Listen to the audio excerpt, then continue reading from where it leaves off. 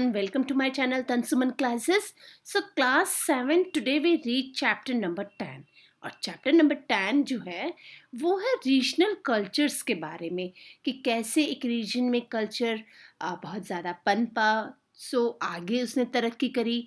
उस टाइम के language, literature, music, dance, paintings कैसे हुआ करती थी। और साथ ही साथ आपको एक बात बताऊं, एक रीजनल कल्चर वो है क्षेत्रीय संस्कृति जिसमें कि एक पर्टिकुलर क्षेत्र में कैसे विकास हुआ। तो आप ये देखिए, जैसा कि हम चैप्टर अगर हम बात करें हिस्ट्री में, हमने पहले चोला डायनेस्टी पढ़ा, राजपूत, ठीक है, दिल्ली सल्तनत पढ़ा, मुगल्स पढ़े। तो इन सबके अलग अलग कल्चर थे, ठीक है, अलग अलग इनकी क्या थी, लाइफस्टाइल थी, इनके रूलर्स जो थे, इनकी इकोनॉमी कैसी थी, इनके हमने जो पढ़ा कि इनके क्लोथ्स हैं, फूड है, डांस है, म्यूज़िक है, पेंटिंग्स हैं। There are very many many differences. तो ये सब डिफरेंसेस कैसे था। और लैंग्वेज जो थी, language as an identification of any region, यानी आप एक किसी भी पर्टिकुलर रीजन के बारे में बात करते हैं तो वहाँ की लैंग्वेज जो होती है ना, वो ज़रूर आइडेंटिफिकेशन करती है। फॉर एग्जाम्पल अगर हम बात करें, राजस्थान है तो राजस्थान में राजस्थानी, और राजस्थान की बात होती है तो वहाँ के राजपूत रूलर्स हमारे माइंड में आते हैं। फिर वहाँ का डेजर्ट एरिया हमारे माइंड में आता है, वहाँ की पेंटिंग्स हमारे माइंड में आती हैं, वहाँ के फूड, कलरफुल क्लोथ्स जो है वो हमारे माइंड में आते हैं। तो कोई भी अगर हम रीजन के बारे में पढ़ते हैं, रीजनल कल्चर के बारे में अगर बात करें, तो ऑब्वियसली हमें आज बहुत कलरफुल चीज़ें पढ़ने के लिए मिलेगी और देखने के लिए भी मिलेगी। तो ड्यूरिंग दिस रीजन, इस टाइम में लोगों का पहनावा कैसा था, लोगों की बोलचाल की भाषा कैसी थी, जो लिटरेचर है वो कौन सी भाषा में लिखे गए। साथ ही साथ अगर हम बात करें, जैसा कि हमने ट्राइब्स के बारे में बात करी थी, जो ट्राइब्स हमने चैप्टर आई थिंक 8 था, उसमें हमने पढ़ा था कि भाई जो ट्राइबल हैं वो कैसे रहते हैं, जंगल में रहते हैं, ठीक है। फिर हमने धीरे धीरे करके अहोम्स और गॉन्ड्स के बारे में पढ़ा था। इसी तरीके से आज हम हमारे चैप्टर 10 में इन्हीं सब के बारे में डिटेल से पढ़ेंगे। जैसा कि हमने चैप्टर 9 में पढ़ा था भक्ति मूवमेंट। अब जो भक्ति से रिलेटेड था, यानी पूरी एंटायर कंट्री में भक्ति मूवमेंट जो स्प्रेड हुआ, उसमें लैंग्वेज, लिटरेचर तो सब अलग अलग था, लेकिन भक्ति के द्वारा भगवान की प्राप्ति करना ही एक मेन मोटो था।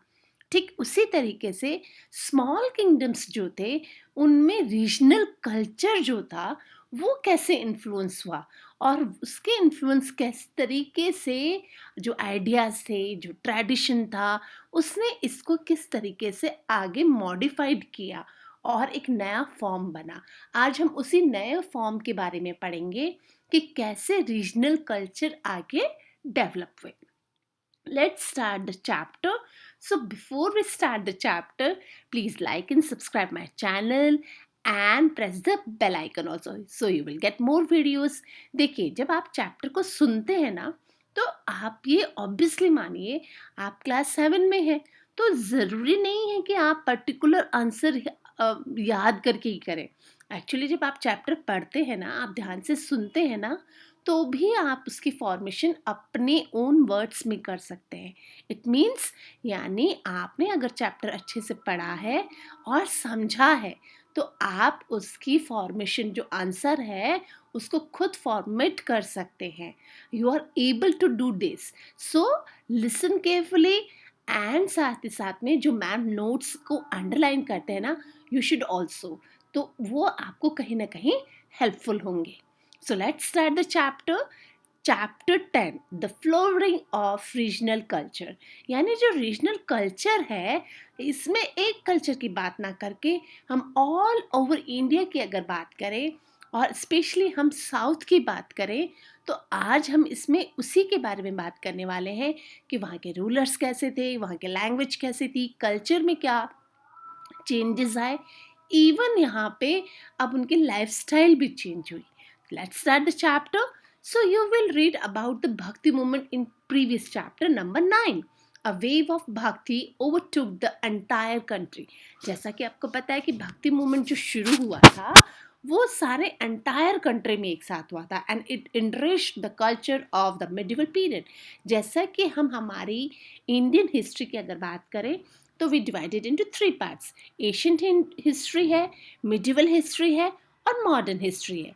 सो हम क्लास 7 में मिडिवल हिस्ट्री पढ़ रहे हैं यानी मध्यकालीन भारत. अब मध्यकालीन भारत में क्या हुआ था, लैंग्वेज, लिटरेचर और आर्ट में काफ़ी चेंजेस आए थे and rulers of big and small kingdoms patronised local language. उन्होंने जो यहाँ के रूलर्स थे, जो उन्होंने क्या किया, बेसिकली उन्होंने उस लैंग्वेज का यूज़ किया जो कि आम जनता को समझ में आती थी. और आम जनता क्षेत्रीय भाषा बोलती थी. उनके क्षेत्र के अलग अलग कल्चर थे और उनके जो आइडियाज़ हैं वो काफ़ी इन्फ्लुएंस्ड करते हैं उनके ट्रेडिशन को. सो सिमिलरली अगर बात करें कि जैसे मॉडिफिकेशन हुआ तो अब एक नई फॉर्म आई और वो नई फॉर्म किस तरीके से थी वो देखते हैं लैंग्वेज में. So language modern Indo Aryan, mostly North Indian. आप सबको पता है कि जो इंडो आर्यंस जिन्हें हम बोलते हैं उनको हम नॉर्थ इंडियंस भी बोलते हैं जो कि नॉर्थ इंडिया में रहते थे. So Indo-Aryans language started emerging in the 9th and 10th century. जैसा कि 9वीं और 10वीं शताब्दी में हम मानते हैं कि ये आपस में मिल गई थी. Oriya and Bengali in the east, और उड़ीसा और बंगाल जो कि ईस्ट की तरफ है, मराठी जो कि वेस्ट में है. अब मराठी यानी महाराष्ट्र, महाराष्ट्र में बोली जाने वाली भाषा मराठी. और Hindi is related language in central India starting coming up around the time.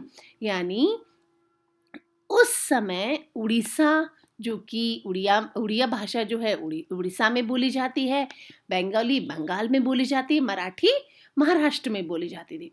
इन सभी भाषाओं का बहुत ज़्यादा विकास हुआ and develop from the Prakrit which turn they have develop from the Sanskrit.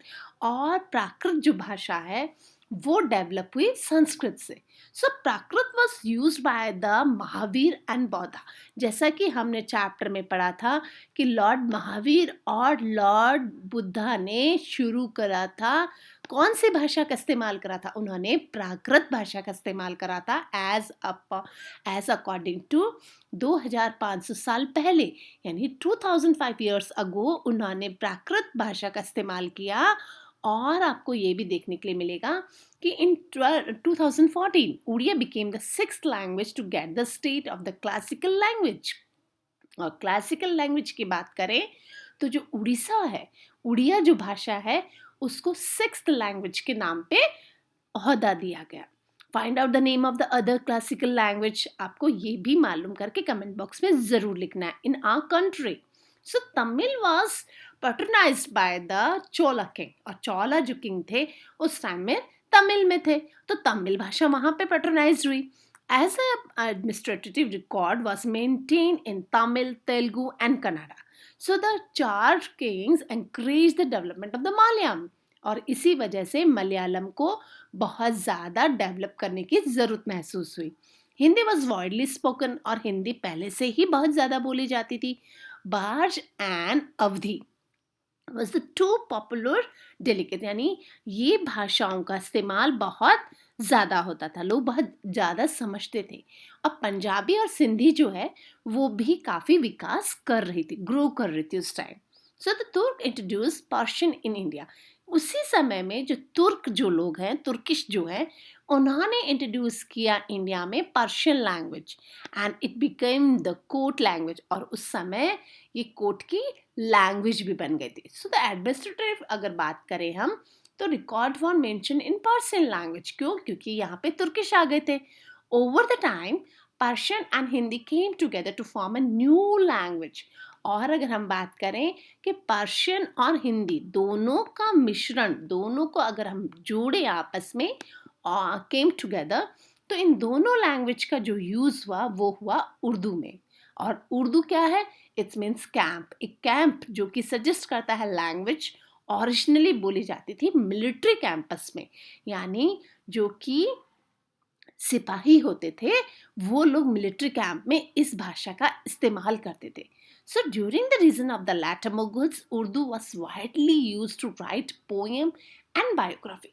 और उर्दू का इस्तेमाल बहुत ज़्यादा रूप से लिखा जाने लगा पोयम में और साथ ही साथ बायोग्राफी जो कि राजा महाराजाओं के बारे में लिखी जाती थी.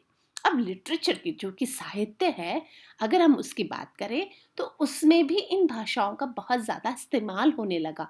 Literature, the important Sanskrit literary work compose in this period of the Kalhans. आप ये देखिए, कलहन ने राज तरंगिनी जो कि उनके द्वारा लिखा गया एक लिटरेचर है, और बलिहांस, विक्रमादेव and charitra interesting the biography of the Chalukya king Vikramaditya. और विक्रमादित्य की जो बायोग्राफी लिखी गई वो भी संस्कृत लैंग्वेज में ही लिखी गई. अगर हम बात करें collection of stories, legends of the Somadeva and Gita Govind by the Jayadeva and other noteworthy writings, इनमें इसी भाषा का इस्तेमाल हुआ. अर्लीस्ट राइटिंग अगर हम बात करें गुजराती की, जो कि जैन मोक्स के द्वारा यूज़ करी जाती थी, जैन साधुओं के द्वारा यूज़ करी जाती थी गुजराती बहुत बड़ी मात्रा में. तो उस समय क्या हुआ, जो संतों ने सलीभरसुरी Gujarati literature was further enriched by the writing of the Narsinh Mehta and Premanand Bhatt के द्वारा गुजराती भाषा का बहुत ज़्यादा इस्तेमाल हुआ. As well known as a sant, Janeshwar, Namdev and Tukaram wrote in Marathi, जो कि तुकाराम और साथ ही साथ ज्ञानेश्वर जो है महाराज, उनके द्वारा मराठी का इस्तेमाल हुआ. रामदेव, रामदास जो है, वामन पंडित जो हैं, इनका भी बहुत ज़्यादा कंट्रीब्यूशन रहा मराठी लिटरेचर को आगे लाने में. अब हम शिशुवेद है और साथ ही साथ रुद्र जो है, रुद्र सुधा निंदिनी एंड द सारलास Das Mahabharata are considered some of the earliest available work in Oriya. The writing of the Panch Sakhas, namely Balaram Das, Jagannath Das and Achatyananda Das, Joshabanta Das and Ananta Das deeply influenced Oriya literature. और इन सब का साथ उड़िया लिटरेचर के साथ बहुत गहरा नाता रहा. उपेंद्र भांजान जो हैं, उनका भी कंट्रीब्यूशन बहुत ज़्यादा रहा. साथ ही साथ दीना कृष्णदयास एज नोटेबल उड़िया पोएट्स जो हैं, उनमें इनका नाम बहुत आगे तक लिया जाता है. अब जो प्रहलादा चरित्र है, जिसे कि Hema Saraswati is one of the earliest example of the Assamese literature. जो असमी लिटरेचर है उसमें भी इनका बहुत ज़्यादा कंट्रीब्यूशन रहा. साथ ही साथ और महादेव कल्हानली रोड द स्थपकंदा रामायण इन असमीज, और असमी भाषा में इन्होंने क्या लिखा, रामायण का अनुवाद किया. अहोम्स जो कि हम ट्राइबल जिनके बारे में बात करी है हमने चैप्टर 8 में, वो भी इंट्रोड्यूस करते हैं और वो लिखते हैं क्या, these writings was called the Buranjis. And साथ ही साथ अगर हम बात करें कीर्तिबाई दास ओझा की, जिन्होंने ट्रांसलेट किया है रामायण को बांग्ला में, यानी बांग्ला में इन्होंने लिखा है. और मालाधर बसु जो हैं, इन्होंने भी बंगाली भाषा का इस्तेमाल इसमें इसका किया है. Example of the Bengali literature. और चैतन्य चित्र मंत्री मित्रा is a biography of the Krishnadas Kaviraja, detail the life of the Chaitanya Mahaprabhu. और चैतन्य महाप्रभु के बारे में भी इन्होंने बंगाली भाषा में उनकी बायोग्राफी लिखी है. अगर बात करें हम मैनी रिलीजन्स की, जो सेकुलर बुक्स होती हैं ट्रांसलेटेड हुई तमिल भाषा में during this time of the Cholas king, and Kamban translated the Ramayana into the Tamil. और कंबन ने भी तमिल में रामायण का अनुवाद किया. नारायण, अगर हम बात करें नानी नाया और Tikkana translated the Mahabharata into Telugu. और साथ ही साथ में तेलुगु भाषा में भी महाभारत का अनुवाद करा गया. अब विजयनगर की बात करें तो विजयनगर के जो राजा थे ना, उन्होंने संस्कृत तेलुगु में भी ये महाभारत का लिखने में इंकरेज किया। और सनया rods commentaries in the Vedas. Krishna Dev Rai composed a poem called the Amut Malyada in Telugu. It also the patronized many learned men in his court. So included these 8 Telugu scholars about whom you have to read in the chapter number 4, जिसके बारे में आप already read कर चुके हैं। तो you must learn all these names, क्योंकि आपको ऑथर राइटर के नाम पूछे जा सकते हैं।